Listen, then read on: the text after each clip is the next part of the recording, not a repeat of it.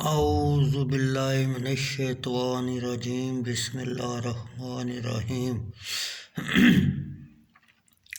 بخاری شریف جلد سوم حدیث نمبر 2076۔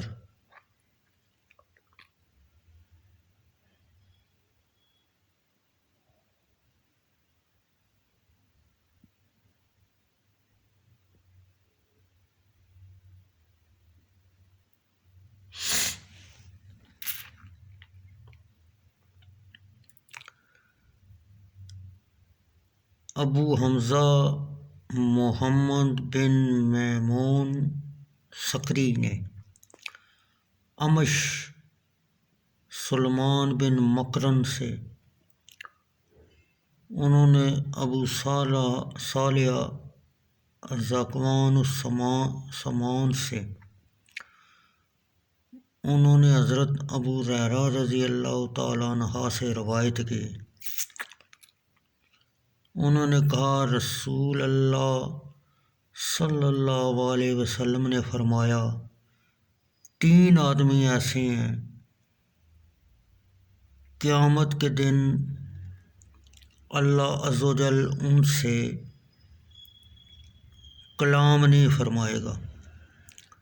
یہ اس کے غضب سے کنایا ہے،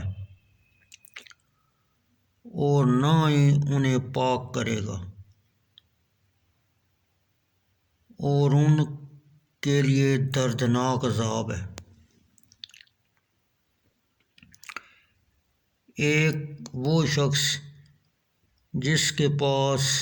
راستہ میں حاجت سے زائد پانی ہے، وہ مسافروں کو اس سے منع کرتا ہے۔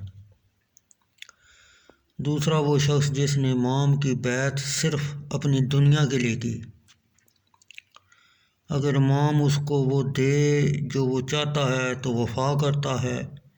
ورنہ وہ امام سے وفا نہیں کرتا۔